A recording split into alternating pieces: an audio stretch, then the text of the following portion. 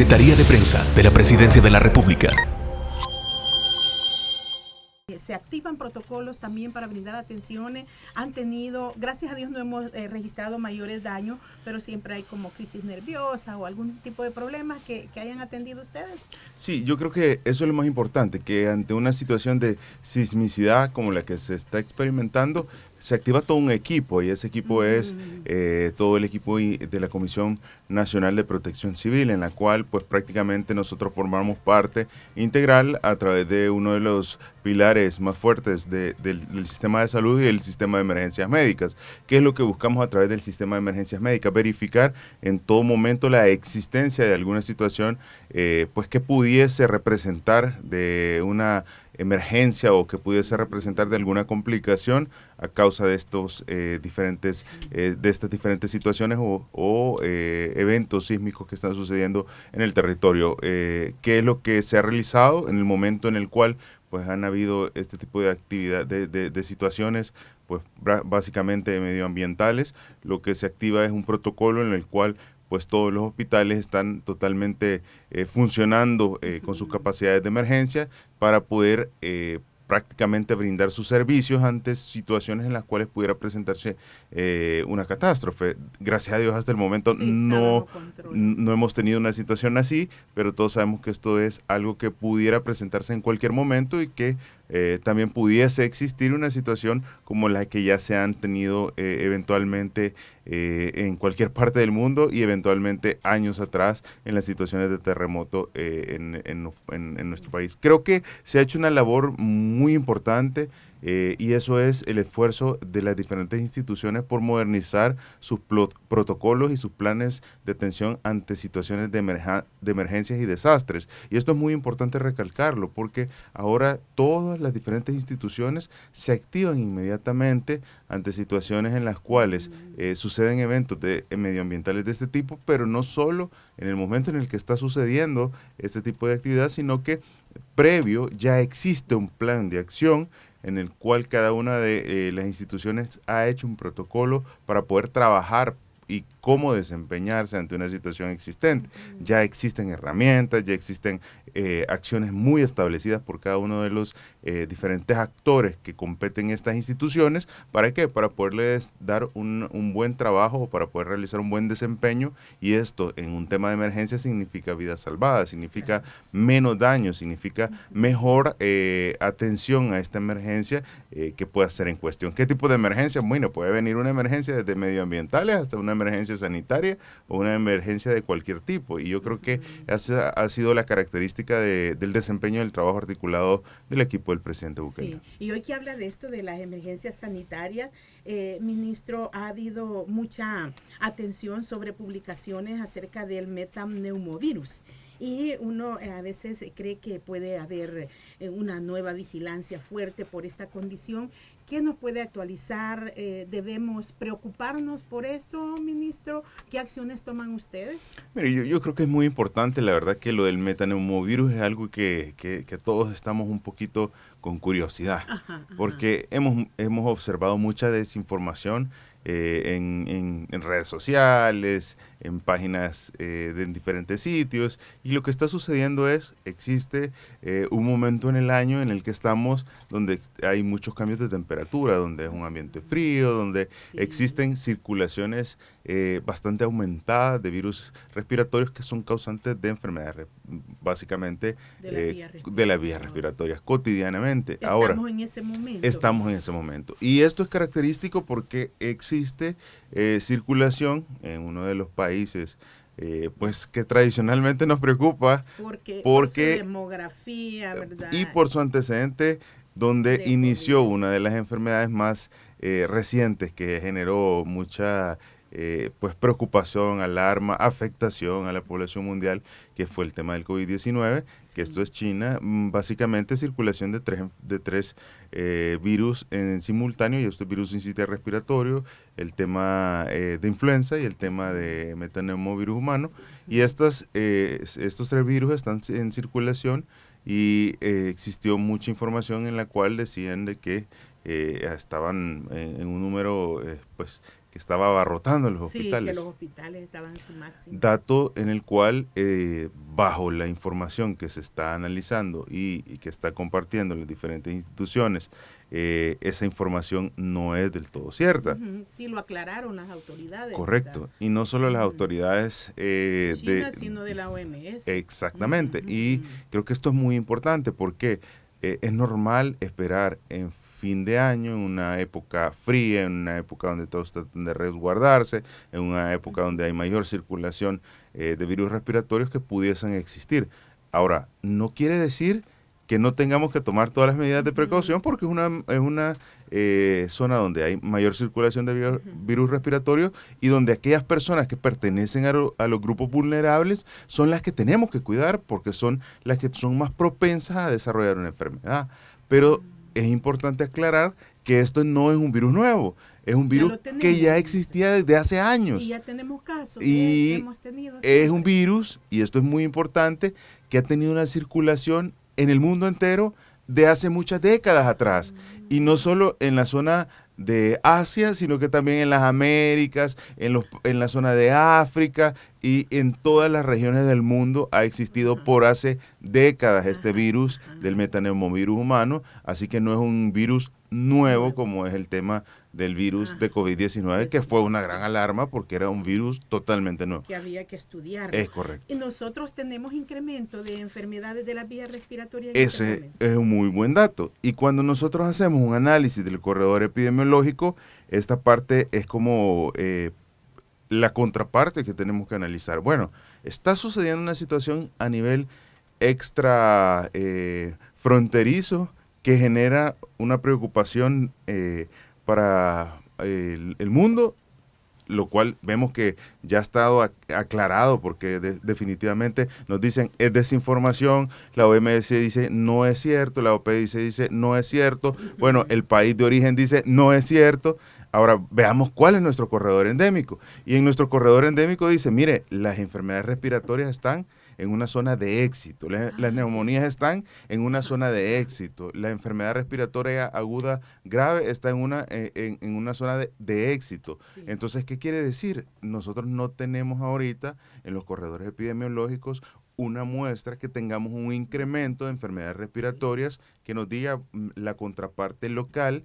Estamos observando que hay un incremento de enfermedades respiratorias. Como todos sabemos, podemos tener pues enfermedades respiratorias, porque alguien me va a decir, mire, pero fíjese que en mi familia, yo he visto que varios andan enfermos con gripe. También, andan con gripe por todos lados. Es correcto, eso puede ser normal y le voy a explicar por qué. Porque siempre va a haber un periodo del año en el que el corredor epidemiológico o el corredor endémico nos va a mostrar un margen en el cual va a haber o va a ser hasta cierto punto un margen tolerable, que quiere decir que en ese margen tolerable puede existir un poco más número de casos, porque precisamente estamos en un periodo del año donde el frío va a poder hacer que haya un mayor número de casos que pueden tener enfermedades respiratorias. Ahora, ¿qué tenemos que hacer? Todos sabemos que las enfermedades no las podemos evitar, o sea, es una parte natural de la humanidad. Ahora, ¿qué es lo que tenemos que hacer nosotros como población salvadoreña? Enfocarnos a proteger a aquellos grupos poblacionales que son los de riesgo. Usted tiene que cuidar a su padre mayor, usted tiene que cuidar a su abuelo, usted tiene que cuidar a los grupos de personas que conviven, que tienen afectaciones o enfermedades crónico-degenerativas o que padecen alguna situación que pudiera llegar a generar que esta persona se pueda complicar. Entonces, si usted está en esa situación de que de repente padece de una gripe, pero usted sabe que está en su casa con una persona adulta mayor, más de 60 años, y esa persona, póngale, tiene 70, y esa persona todavía padece de una enfermedad pulmonar, usted sabe que esa persona es de riesgo. ¿Qué hay que hacer? Hay que usar mascarilla, hay que lavarse las manos con agua y con jabón, porque usted de esa manera está protegiendo a una persona vulnerable. Entonces, esos son los puntos que nos pueden como agregar ese extra que como salvadoreños, a través de la información, del conocimiento que aprendimos no solo a través de los medios de comunicación que llevan el mensaje, sino que lo aprendimos en la pandemia. En la práctica, sí. En su momento. Y que no debemos olvidarlo, ministro, porque fíjese de que yo recuerdo todos los protocolos que pusimos en práctica en pandemia hoy, como dice usted, si estamos en ese momento de estos cambios abruptos de clima, debemos de retomarlos, ministro. Exactamente. Y esto es importante porque esto nos va a permitir hacer la diferencia de lograr evitar que nuestro familiar o persona cercana que pertenece a un grupo vulnerable pueda perder la vida, porque alguien nos va a decir, pero mire, eso ya quedó atrás. Sí, Ajá, pero sí. probablemente el resto de personas que en este momento no se van a ver afectados por un problema que es inminentemente virus normales en un periodo del año que es el periodo navideño, mm, pero nosotros que tenemos una persona adulta mayor que padece de los pulmones, que tiene más de 70 años, Sí. un virus que es un virus estacional normal, como la influenza, nos puede llevar a desencadenar que nuestro adulto mayor pueda tener una infección pulmonar por influenza, esa influenza desencadenar atelectasias desencadenar infecciones localizadas, las infecciones localizadas llevar una neumonía y la neumonía meternos en un cuadro complicado, cuando todo esto se hubiera podido pues reducir el riesgo o evitar tomando medidas de prevención a través del uso de la mascarilla, el lavado de manos frecuente con agua y con jabón, e incluso tomar medidas tan importantes como consultar oportunamente con un médico. Ir al establecimiento de salud. Es muy grave el metapneumovirus humano, doctor. No es grave. Y hay, digamos, pruebas para detectarlo, son costosas económicamente. Sí. No es un virus que sea un virus grave, realmente es un virus circulatorio bastante común, endémico en bastantes países. Lo que genera es, como todas las enfermedades respiratorias, es un virus en el que puede tener un periodo de incubación que puede rondar entre 2 y 7 días aproximadamente. Esto puede generar los síntomas más comunes que van desde fiebre, malestar general, síntomas respiratorios, tos, dolor de garganta, que son los síntomas más comunes, ¿verdad? Rinorrea, todo lo que es tradicionalmente nosotros relacionamos a un síntoma respiratorio. Difícilmente se puede diferenciar de cualquier otro. De proceso gripal. Gripal. Ahora, alguien me dirá, ¿cómo lo diagnosticamos? Sí, es difícil diagnosticarlo porque la única manera de poder hacer el diagnóstico es a través de una prueba de biología molecular. O sea, una prueba de PCR. Entonces, exactamente. Entonces, es bien difícil porque no tenemos como una prueba rápida para poder hacer el diagnóstico. Tenemos que hacer una prueba de PCR. Alguien decía, bueno, pero ¿qué es lo que está sucediendo? Hoy vemos más casos de estas enfermedades. No, probablemente no es que veamos más casos, sino que lo que está sucediendo es que hoy en el mundo entero, a causa de las situaciones que experimentamos recientemente, y volvemos al tema desgraciadamente, y no es que lo queramos mencionar tanto, pero es la realidad y es lo que los estudios están identificando. El tema de la pandemia del COVID-19 nos desarrolló grandes capacidades a los países, incluyendo el desarrollo de la biología molecular en países que no los teníamos y la capacidad de poder secuenciar PCRs, y estas PCRs ahora las estamos utilizando para poder saber qué pasa. Entonces, cuando vemos incrementos en las patologías respiratorias, los países hacen PCR y ahora estamos identificando lo que probablemente antes no sabíamos. Antes probablemente circulaban 2, 3 virus, pero como no hacíamos grandes cantidades de PCR porque eran pruebas costosas, porque no teníamos capacidad de hacer, incluso países como China, países como bien desarrollados, no hacían ese gran número de pruebas, no tenían esa información. Ahora estamos viendo todos estos datos en los cuales hay periodos del año que probablemente hay circulación de muchos virus que son los responsables de estas enfermedades respiratorias. Claro. Ministro, usted en la parte de introducción decía que, bueno, metas alcanzadas en 2024, pero retos para 2025. Y le he escuchado sobre estos avances. ¿Qué significa, por ejemplo, para el sistema de salud, ministro, alcanzar esto de trasplante renal? Sobre todo por la incidencia que tiene la enfermedad. Sé que no es nada muy, digamos, expedito que se logra, pero que a lo que estamos buscando llegar en El Salvador. Yo creo que es muy importante porque a veces nos decían, bueno, pero ya se realizaban trasplantes hasta cierto punto en el país. El Seguro Social estaba haciendo. Exacto, pero hay que recordar algo, y esto es muy importante. el sistema de salud pública, que representa el 80%, incluso yo me atrevería a decir un poco más. Y le voy a explicar de dónde tenemos ese dato, que también es importante mencionar un logro en ese aspecto. Existe una digitalización total del sistema de salud. Ya, eso se logró ya total. Total. Entonces, en ese sentido de la digitalización, nosotros iniciamos el expediente digital. Sí. Y en ese expediente digital, que inicia ya por el 2022, se tiene contabilizado al momento 5 millones de expedientes. 5 millones. 5 millones de expedientes. Un dato muy interesante. Son 5 millones de usuarios. Porque cada expediente, para que usted lo pueda abrir, tiene que tener algo muy importante, un documento único de identidad. Sí. Entonces tiene 5 millones de expedientes. Pero hace poco tenemos un censo. Sí, que nos dio 6. Entonces, si usted hace una matemática sencilla, eso quiere decir que usted tiene un número bastante interesante de personas que usan el sistema de salud pública. Entonces, ¿a qué quiero llegar con esto? El sistema de salud está atendiendo a una gran parte de la población salvadoreña. Y con esta gran parte pues de la población salvadoreña que está atendiendo, que está brindando los beneficios, pues no se tenía por años el trasplante a disposición. En algún momento se realizó un trasplante en el Hospital Rosales. Uno o dos fueron, creo que uno fue un trasplante exitoso y el otro no sé si hubo un inconveniente, fue el inicial, no tengo esa data porque fue una data histórica que fue difícil acceder, y de ahí se paró el programa por un tema daría un dato erróneo, por eso no lo menciono, pero entiendo se paró el programa, eso fue hace mucho tiempo y jamás se volvió a realizar un trasplante. Entonces creo yo en la población adulta, creo yo que eso definitivamente, ahora al hacer la contraparte de que el sistema de salud pública, estamos hablando de que da una gran atención a una buena parte de la población, estamos dejando de lado de poder ofrecer ese servicio del trasplante renal a un buen porcentaje. Ahora, ¿qué estamos haciendo?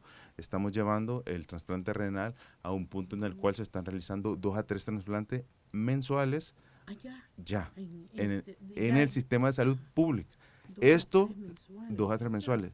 Esto sin decir que el seguro social, o sea, la aseguranza social, continúa con su buen ritmo o continúa tratando de crecer ese ritmo que tiene la aseguranza social, que como todos sabemos es totalmente pues una atención que es aparte de lo que representa el sistema de salud pública. Entonces, esto es muy importante recalcarlo. ¿Y qué tiene mención? Bueno, un paciente que usted le hace un trasplante renal le cambia totalmente la vida. Deja de llevar a ese paciente a hemodiálisis, deja de requerir todo la terapia la terapia dialítica, representar todas las complicaciones que esto puede tener, y recordémonos que en toda la región pues de las Américas, desde México hasta Colombia, nosotros tenemos una patología bien compleja que se llama la nefropatía mesoamericana, que está relacionada todavía a muchas causas dentro de lo que está el estrés hídrico, el uso de diferentes aspectos que tienen que ver con los agroquímicos, que no se ha logrado definir específicamente qué, solo sabemos que es multifactorial y que de alguna manera pues es la responsable de una incidencia muy alta de la enfermedad renal crónica. Sí, ahora, ¿esto qué ha significado? Preparar equipo, recurso humano, ministro, ¿cómo le están haciendo? Se ha hecho un entrenamiento de mucho recurso humano desde que se inició la administración del presidente Bukele. Una de las principales acciones fue mandar a recurso humano a especializarse, capacitar recurso humano. Fueron muchos médicos en los cuales básicamente han salido a diferentes partes del país. Hemos logrado captar médicos que por sus propios medios se fueron a especializar al exterior y que antes, desgraciadamente, cuando regresaban estos médicos eran prácticamente, no eran tomados en cuenta. Entonces era bien difícil que El Salvador avanzara teniendo gente que había hecho un esfuerzo por salir del país y que cuando regresaban a El Salvador a tratar de querer aportar, no eran tomados en cuenta. Entonces hoy nosotros estamos incorporando a esas personas que vienen del exterior, que han hecho su esfuerzo y se meten al sistema para poder aprovechar primero los conocimientos y también para poder pues incorporarlos. Se ha logrado colocarlos en los diferentes. El claro ejemplo de ellos es que tenemos tenemos especialistas que por sus medios ya estaban haciendo una especialidad de trasplante en el exterior, y justamente estos son los primeros especialistas que se incorporaron a la red hospitalaria y que ahora están realizando los trasplantes. También, en claro ejemplo, se le sumó capacidades a los quirófanos, se le sumó capacidades desde lo más sencillo que era tener pinzas, pero sobre todo lo más importante, tener el medicamento, porque usted, un paciente trasplantado, no le puede quitar su medicamento, que es un medicamento que le garantiza la inmunosupresión. Ese medicamento hace que el cuerpo no rechace el órgano trasplantado. Entonces, si a un paciente de repente no se le sigue dando o suministrando el medicamento, el paciente puede llegar a rechazar el órgano que ha sido trasplantado. Sí. Entonces, es vital. Pese a que se haya certificado o comprobado la compatibilidad. Eso es vital. Si usted no le comprueba la compatibilidad, lo rechaza inmediatamente. Pero a pesar de que sea compatible, tiene que estarle dando su medicamento digamos, ese medicamento que garantiza que el cuerpo no rechace el órgano. Entonces, ¿qué hacemos? Hacemos pruebas de inmunohistocompatibilidad, que estas pruebas se le hacen tanto al receptor como al donador. Esas parejas, todas las parejas tienen que llevar esas pruebas, las cuales, sea de paso, es otro costo importante, pero todo esto que representa una inversión sale más económico que mantener un paciente en terapia dialítica o en diálisis. Entonces, creo que es muy importante el ver que en la medida sigamos aumentando el trasplante, economizamos lo que representa seguirle haciendo diálisis a un paciente. Hay países muy desarrollados en el tema de trasplante, y no necesariamente me refiero a que sean países que son sumamente desarrollados en el tema sanitario, aunque sí son desarrollados, pero no son países como podríamos decir Estados Unidos. Le voy a poner un ejemplo. Brasil es el país o uno de los países más desarrollados en el tema de trasplante, el país que más trasplantes realiza, y ha demostrado cómo a través de los trasplantes economizan en su sistema de salud en el aspecto de las complicaciones que puede o de los costos que representan las enfermedades.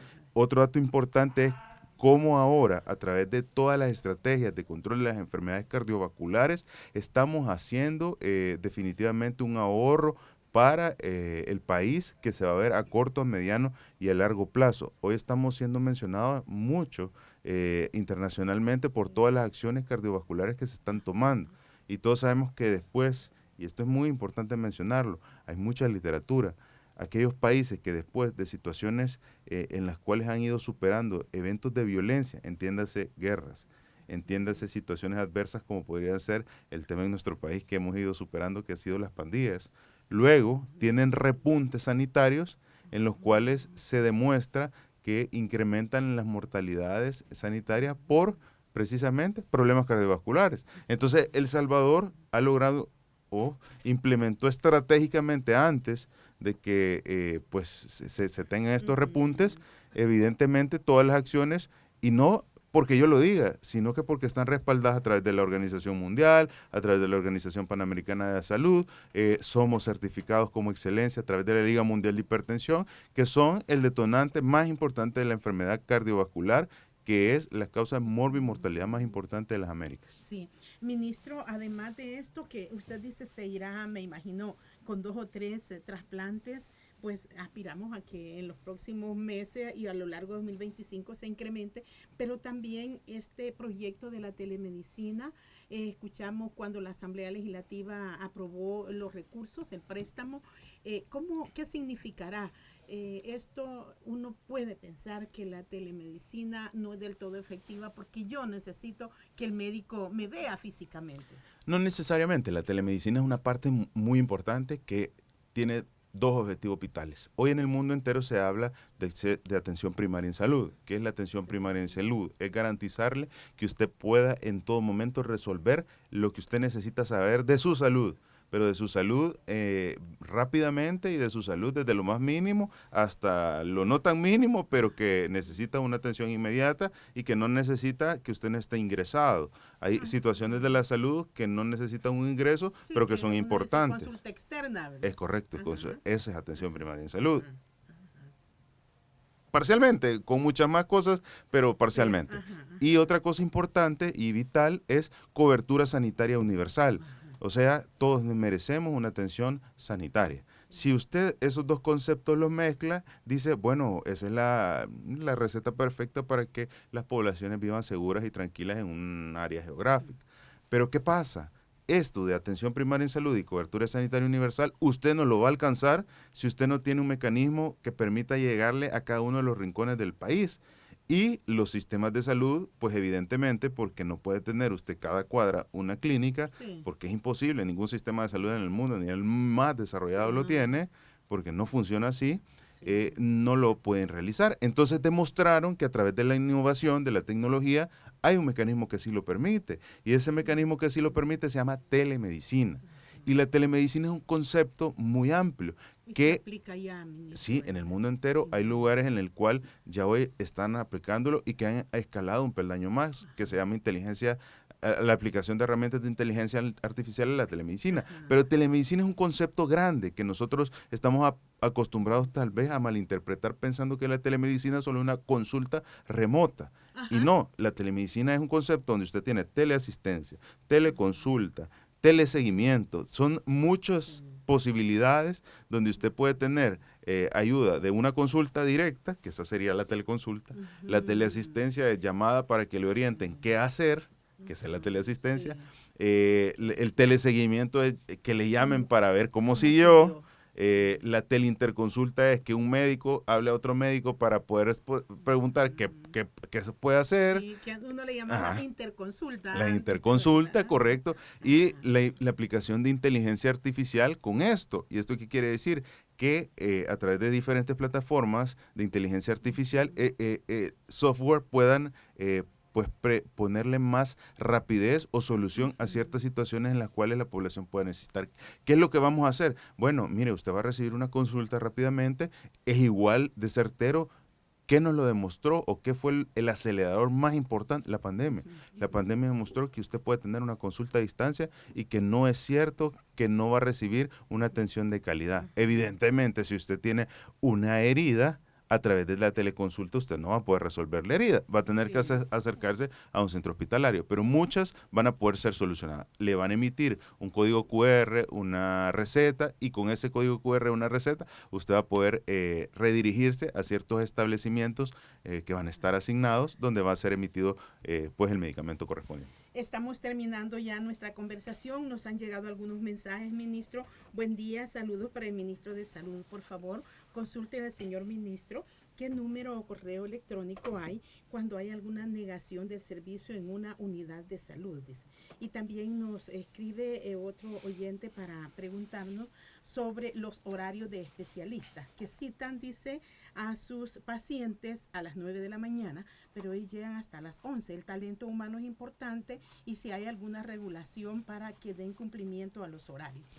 Eso es muy importante. Hemos escuchado a la población y creemos que es muy importante pues agilizar este tema en particular cuando se tienen situaciones en las cuales la población necesita resolver y canalizar este tipo de situaciones.